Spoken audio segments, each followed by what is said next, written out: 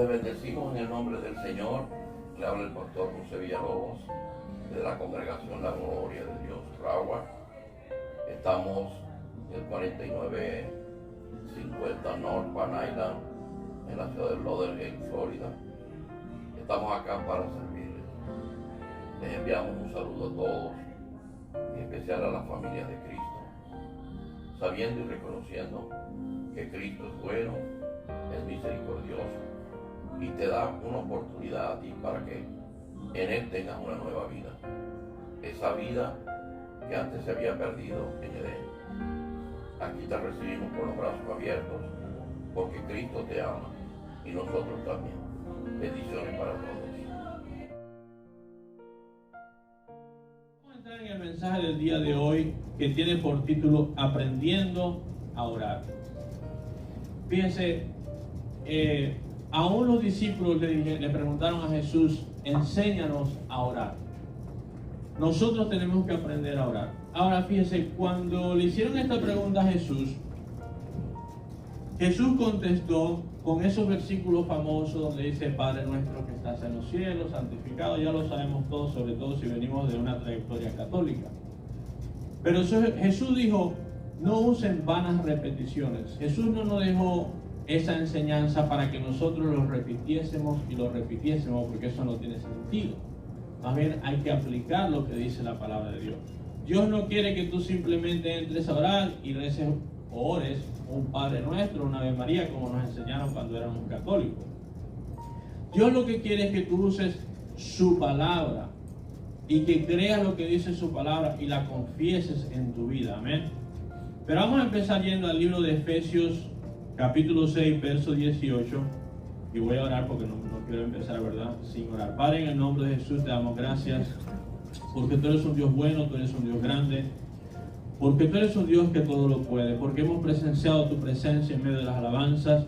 Y ahora te pedimos, Señor, que seas tú hablando en nuestras vidas, que uses tu palabra para edificación, exhortación y consolación, conforme al propósito para el cual tú la has mandado. En el nombre de Jesús, amén y amén. Amén.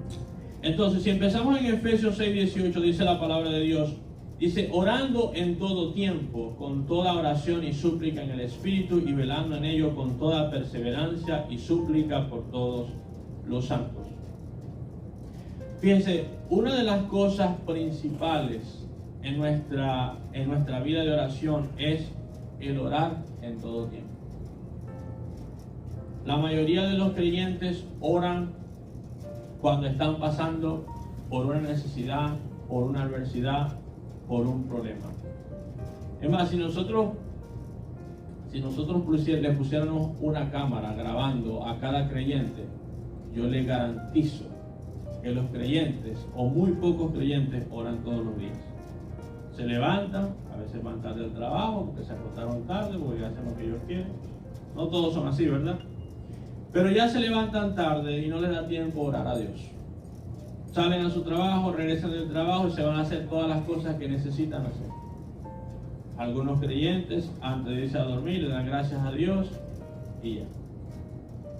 Pero hay otras personas que ni siquiera le dan gracias a Dios al final del día.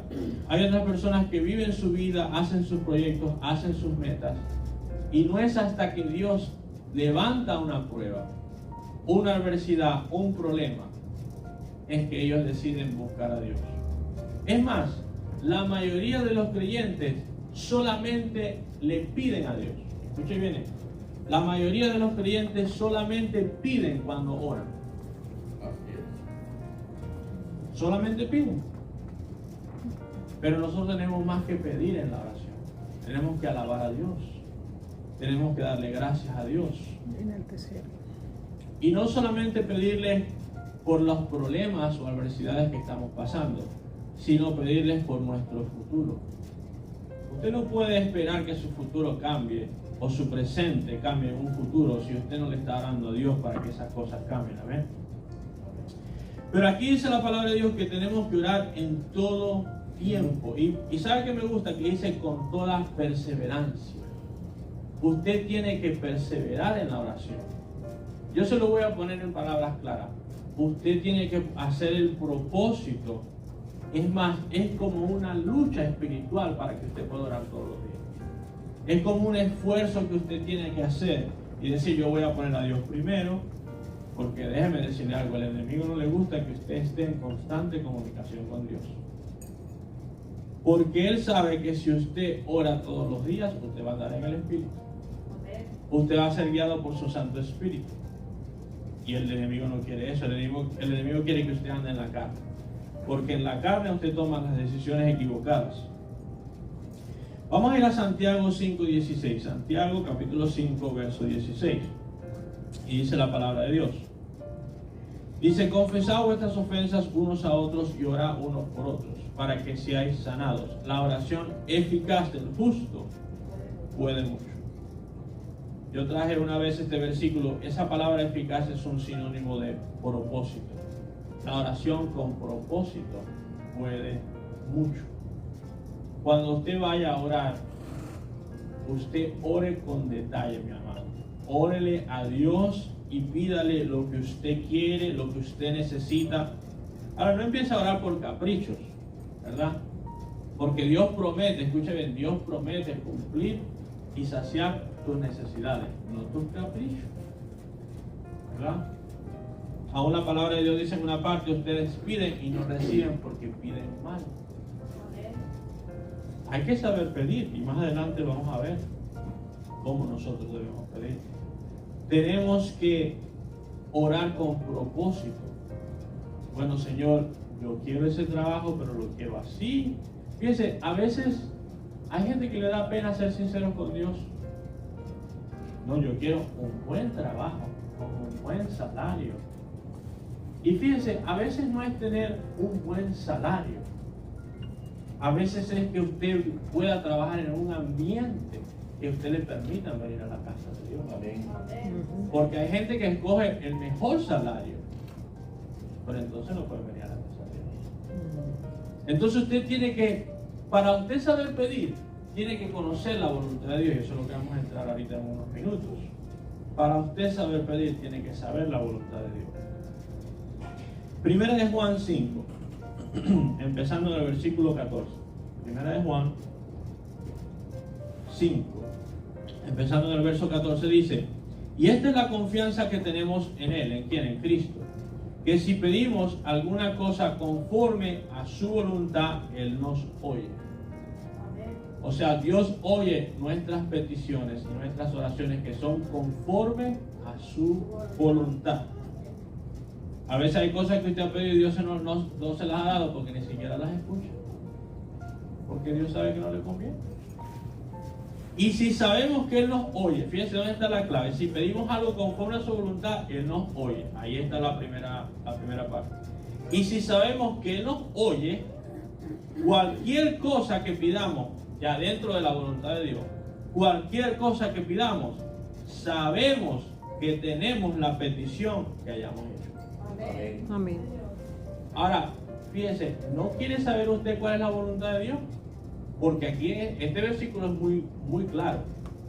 Si usted conoce la voluntad de Dios y usted va a Dios y le pide conforme a su voluntad, Dios lo va a oír y se lo va a dar. Ahí lo está diciendo. Entonces, ¿para qué perder tiempo en cosas y pidiendo cosas que no nos convienen? Porque a veces estamos pidiendo cosas que no nos convienen. Y es por eso que Dios no nos da. Entonces, miren lo que dice Romanos 12:2. Y yo sé que no lo puse allí, pero lo voy a resumir. Romanos 12:2 dice: no nos conformemos a este siglo, sino que seamos renovados en el espíritu de nuestro entendimiento, para que conozcamos cuál es la voluntad de Dios, agradable y perfecta. O sea que nosotros tenemos que renovar nuestra mente, nuestros pensamientos, el conocimiento que nosotros traemos del mundo, por lo que dice la palabra de Dios. Y cuando nuestra mente es transformada y cambiada a lo que dice la palabra de Dios, vamos a conocer cuál es la voluntad de Dios. Que dice ahí, por cierto, que es agradable y es perfecto. Entonces, para que usted sepa pedir, necesita leer la Biblia. necesita leer la Biblia. Fíjense, Dios es un Dios muy inteligente y un Dios muy sabio. Todos nosotros nos podemos sentar y hablar con Dios. Pero fíjese, es como, yo no sé si a usted le ha pasado, pero alguien en su vida ha venido y usted sabe que lo está buscando por conveniencia. Y le trata de ser amable y de hacer cosas buenas, pero usted sabe que es por conveniencia. Usted sabe y hace cosas que usted se da cuenta que a usted realmente no le gusta, pero usted sabe que es por conveniencia. Así mismo cuando usted se acerca a Dios para pedirle por cosas que a Dios no le agrada. Dios sabe y conoce su corazón. Pero si usted estudia la palabra de Dios y conoce qué le agrada a Dios, entonces usted va a seguir a Dios de corazón. Amén. Y cuando usted va a ir a hablar con Dios, no va a ir a hablar con Dios como una persona, como que voy a hablar con la persona que me enviaron allá en el banco. Usted se va a sentar a hablar con su Padre, con su mejor amigo, que lo conoce, que lo va a entender, que tiene todos los recursos para darle lo que usted necesita. Pero mire, la mayoría de las personas entran a orarle a Dios sin conocer a Dios. Y oran por 5 minutos. Y las cosas que piden, ni siquiera hay una relación con Dios, mis amados. No hay una relación donde Dios te puede decir, ahí viene mi hijo, sentémonos a hablar. Mire, cuando usted aprenda a orar, usted va a querer pasar horas hablando con Dios. Amén. Amén. Horas hablando con Dios. No se quiere usted sentar con alguien que tiene todos los recursos, la respuesta a sus problemas, pero no solamente eso, la persona que más lo ama, escuche bien, la persona que siempre va a estar ahí para usted, la persona que lo ha traído hasta donde usted está. Mire, le voy a poner un ejemplo y todavía no se acerca al amor de Dios. Todos nosotros en algún momento estuvimos enamorados, sobre todo antes de casarnos, en ese primer amor, en ese noviazgo. Pasábamos horas hablando por teléfono o visitando a nuestra novia. Horas por teléfono. Cuando usted está enamorado de Dios, usted quiere estar en la presencia. Amén. Así es. Hablando con Él de una manera íntima. ¿Y usted no cree que Dios le va a dar todo lo que usted necesita? Claro que sí, porque Él lo ama. Mire, aún uno como padre, amando a sus hijos, yo pienso que todo padre, pero así lo pienso yo, daría la vida por sus hijos. Pero hay momentos en que usted sabe que su hijo se está portando mal y por más que usted se lo quiera dar, no se lo da. Porque usted sabe que no lo merece o le va a hacer peor todavía. Así mismo están muchas relaciones de los hijos de Dios con Dios en el día de hoy. Porque solamente viene a pedir las cosas que necesitas y te va. ¿Cuándo fue la última vez que tú entraste a orar a Dios y no le pediste nada? Que tú simplemente llegaste, Señor, te amo, tú eres mi vida, gracias por salvarme, gracias por darme la vida eterna. Usted no sabía que cuando usted entra y simplemente le da gracias a Dios por todo y usted gasta, miren, es como, vamos a suponer que usted va y sale con alguien y usted simplemente salió porque hay algo que a usted le conviene en ese negocio, hay algo que a usted le va a quedar. Pero qué bueno es cuando usted sale con alguien de una amistad, simplemente a tener un buen tiempo. No por conveniencia nuestra. Fíjense, ¿qué le estoy tratando de decir, mis amados? Le estoy tratando de decir de que muchos creyentes tienen una relación con Dios por conveniencia. Escúcheme bien, por conveniencia. No porque los aman de corazón. Y no sé por qué estoy diciendo estas cosas, pero mire, lo que está en su corazón, usted viene a buscar a Dios o usted busca de Dios para que le solucione sus problemas, o usted viene a buscar a Dios porque usted está agradecido por el sacrificio que hizo en la cruz. Amén. No se equivoque. Fíjense, mi madre trajo una reflexión hace 2 semanas, los días jueves. Y si usted no está viniendo, le animamos a que venga los jueves a las 8 de la noche. Tenemos un servicio de oración. Y hablaba del primer amor. Y le habló a una iglesia donde decía: yo conozco tu trabajo, yo sé que odias a los que me odian a mí, yo sé que lo has hecho y siempre, o sea, era una persona o era una iglesia que servían a Dios, trabajaban para Dios, hacían muchas cosas, pero Dios le dijo: tú has perdido tu primer amor. ¿Cuál es el primer amor? El primer amor, hermano, es que usted quiere estar en la presencia de Dios todo el tiempo. Que usted no está pensando en las cosas de allá afuera. Nunca se caiga de ese primer amor, mis amados. Usted está en su trabajo y en su mente, en su corazón, usted está cantando alabanzas. Usted está pensando en las cosas de Dios. ¿A quién le voy a hablar de Dios? ¿Cómo hago? ¿Qué hago en la iglesia para que ayude? Pero muchas personas, aún dentro de la iglesia, están pensando en las cosas de afuera. ¿Cuánto más cuando están en el trabajo? Bien. Entonces, vamos a seguir aquí. Proverbios capítulo 18, verso 21.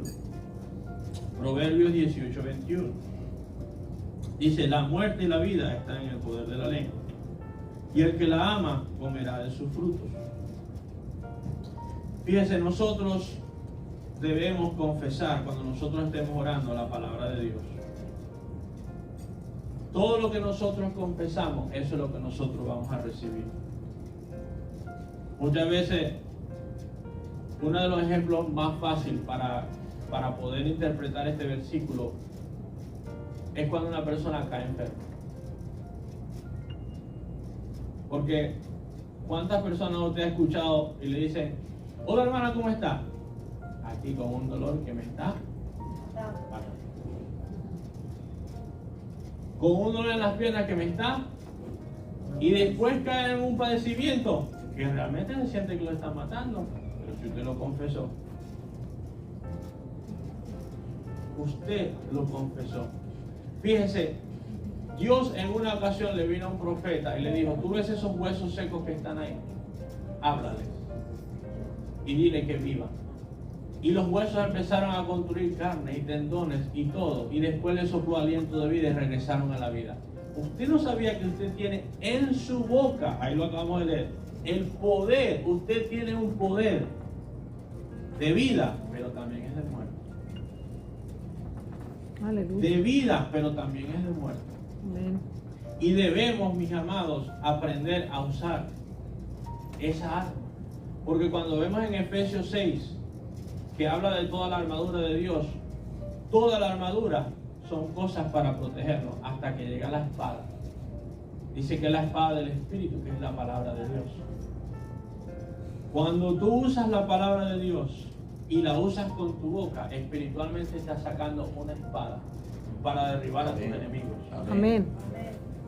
Pero también tú estás con tu palabra, confesando la palabra de Dios, tú estás encaminando y construyendo el futuro tuyo y el de tu familia. Amén. Amén.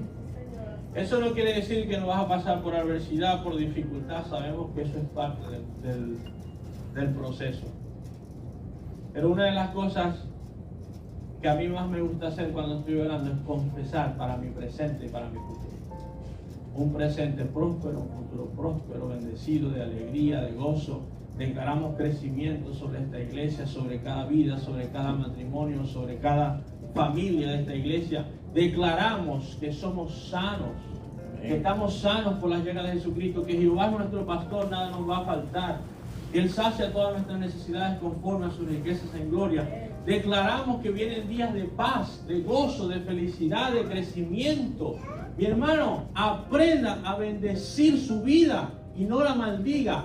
Andamos por fe, dice la palabra de Dios, y no por vista.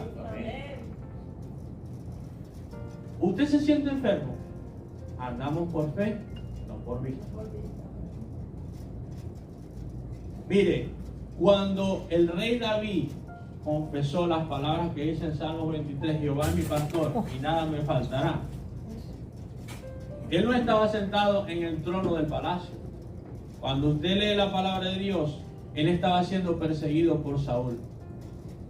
No tenía un lugar donde dormir. la mitad de su reino lo había perdido, de su batallón, estaba siendo perseguido. Y él, en medio de la persecución, de la escasez, de la necesidad, de la guerra que estaba, él dijo: Jehová es mi pastor y nada me va a faltar. Amén. Aunque ande en valle de sombra de muerte, no voy a temer mal alguno, porque tu vara y tu callado me responden aliento. Amén. O sea, que por fe andamos, no por vista.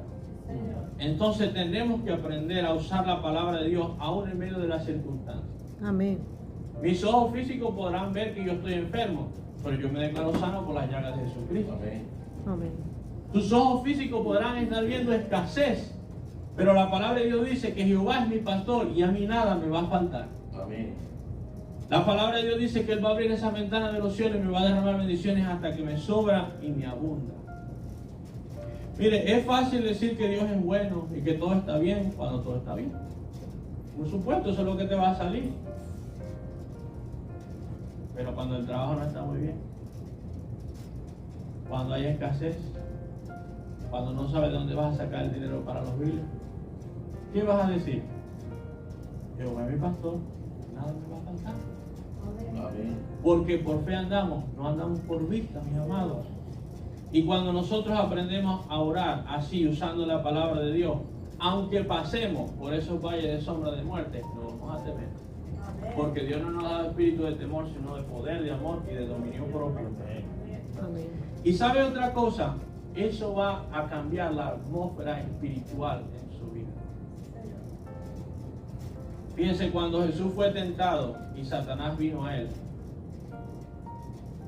y el enemigo es astuto, porque Jesús no había comido en 40 días y en 40 noches. ¿Y cuál fue la primera tentación que le dijo? Pues, ¿no es tu Padre el que puede hacer todo? Dile a estas piedras que se conviertan en pan. Si Jesús oraba, él sabía que Dios podía convertir esas piedras. Claro que sí. Pero la voluntad era el que siguiera en un ayuno, que no comiera.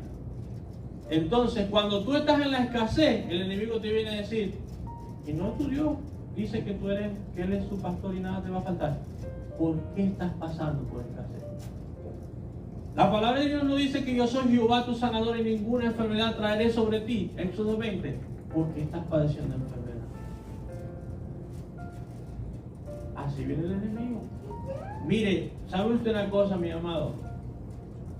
Los más grandes ateos fueron una vez cristianos. Escúchelo bien.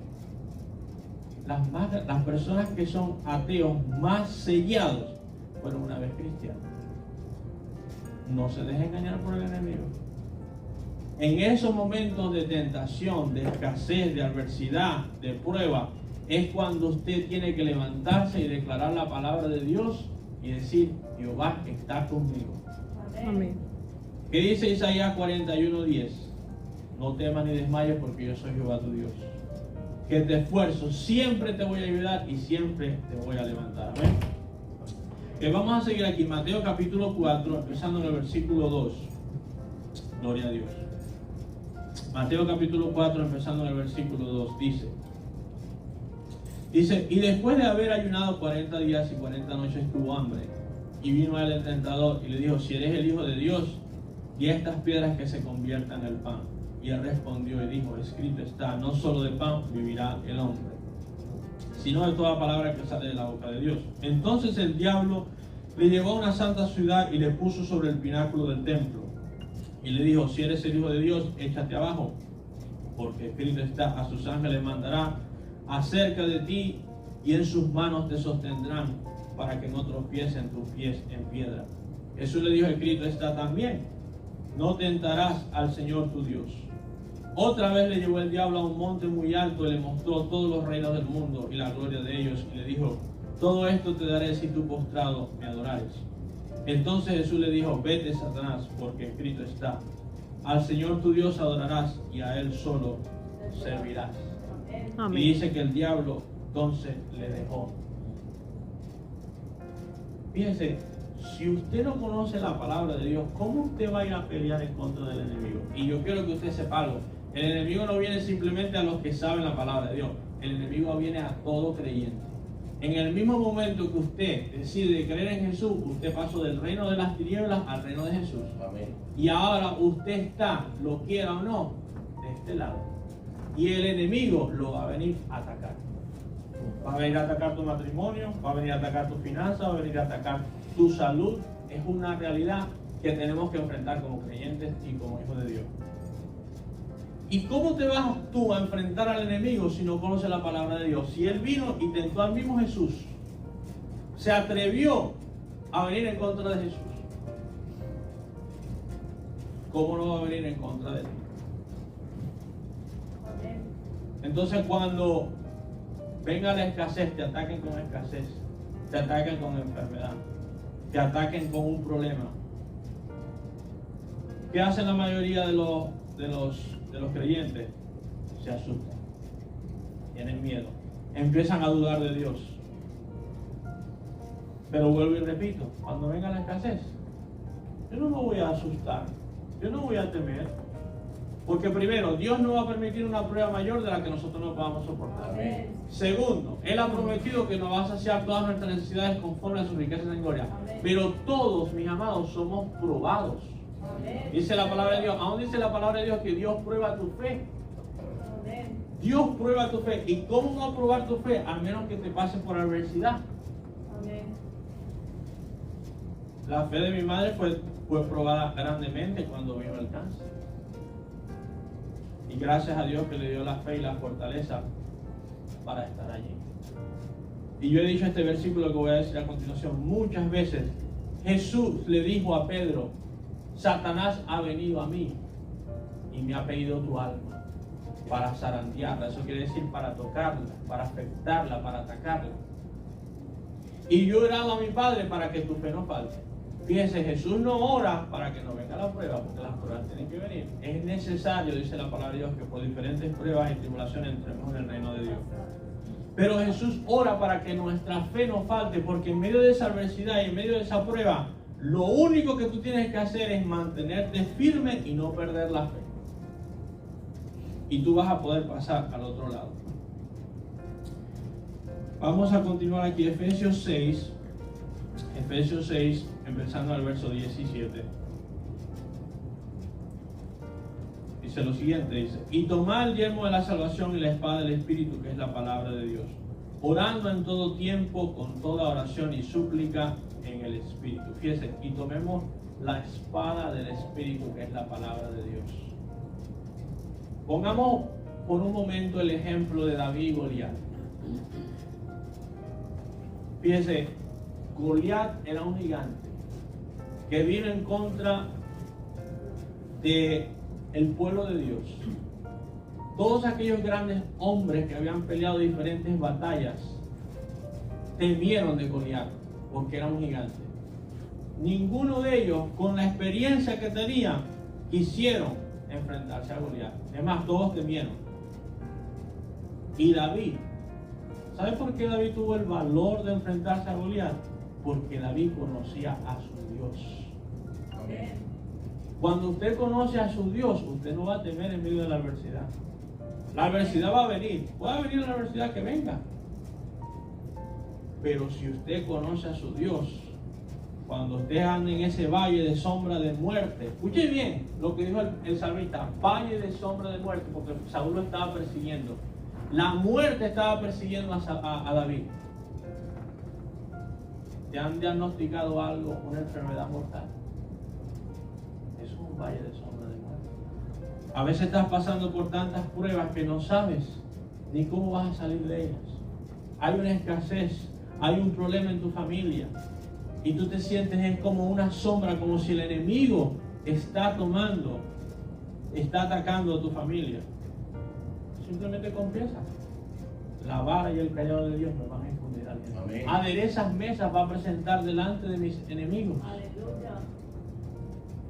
En medio de tus enemigos, Dios puede venir y darte la victoria. Aleluya. Amén. Y eso es lo que nosotros debemos confiar. Señor. Entonces fíjese, Filipenses 4:13, ya estoy casi terminando. Filipenses 4:13. Voy a entrar en la última parte del mensaje. Filipenses 4:13. Voy a tomar un poquito de agua.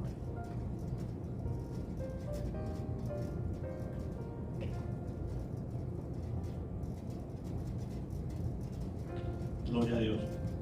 Y fíjense, esto es algo que yo lo he hablado antes en la predicación, pero lo quiero repasar. Filipenses 4:13 dice, todo lo puedo en Cristo que me fortalece. Todo lo puedo en Cristo que me fortalece. Usted lo va a poder hacer todo, pero en Cristo.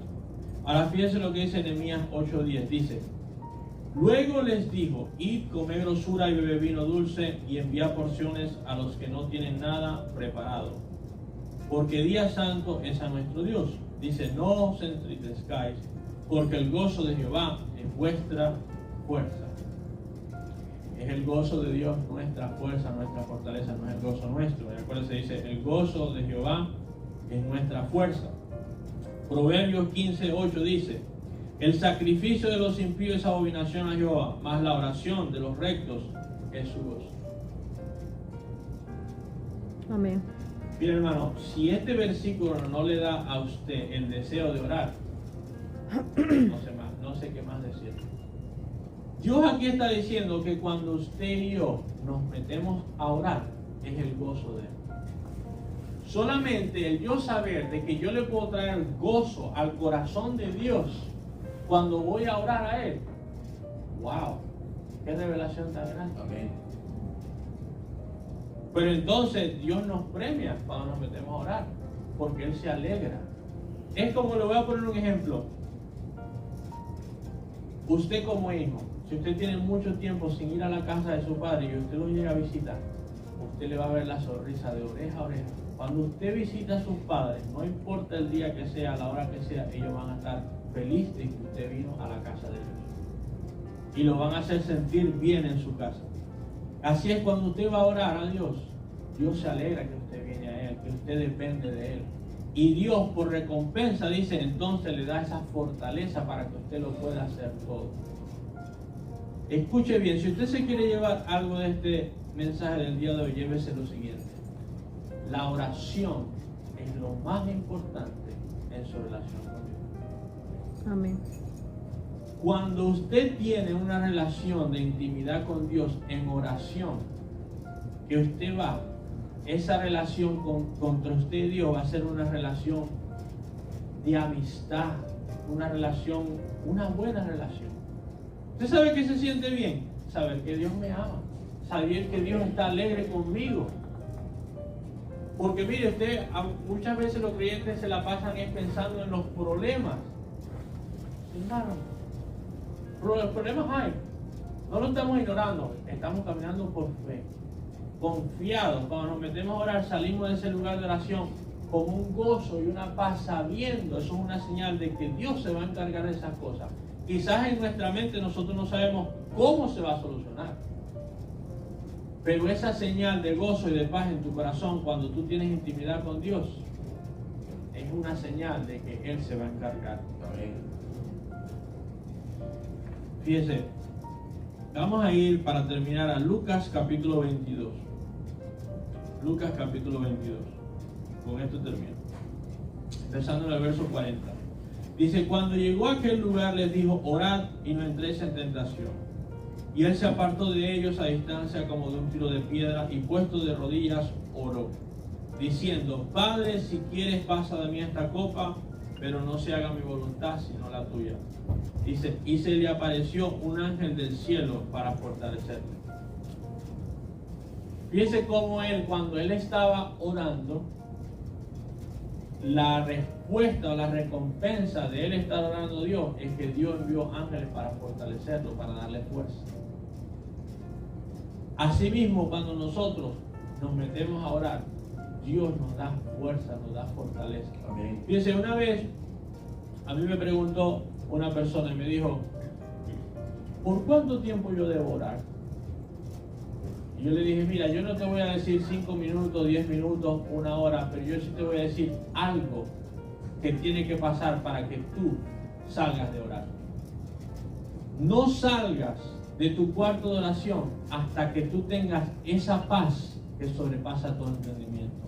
Ese gozo, porque eso es una señal de que todas las cosas que tú has traído a Dios, Dios las te va a encargar de ellas. Amén. Porque a veces como creyentes vamos, pedimos algo a Dios y salimos igual de preocupados. Vamos y oramos, Señor, ayúdame, sáname, tal. Y a los 5 minutos te llama un familiar y dice, ¿aquí cómo está? Aquí muriendo. Hermano, la oración no hizo efecto. Pero cuando usted entra al cuarto a orar en intimidad con Dios y usted sale con una paz, con un gozo, que es algo, vuelvo y repito, genuino, que cuando usted le preguntan algo dice, no, mire, Dios se va a encargar del asunto. Estamos pasando por esto, pero sabemos y confiamos en Dios que Él nos va a saciar las necesidades. Amén. Es algo genuino, mi hermano. No es algo que usted dice que está bien, pero se está muriendo por adentro. Porque todo el mundo cuando lo saludan dice que está bien. Eso no quiere decir que usted está bien. Pero es algo genuino cuando usted tiene como una comunión con Dios. De su corazón va a salir algo genuino, algo que usted realmente va a creer la palabra de Dios. Que usted va a tener esa fe, esa paz, esa confianza en Dios. Amén. Le voy a pedir que se ponga de pie. Gloria a Dios.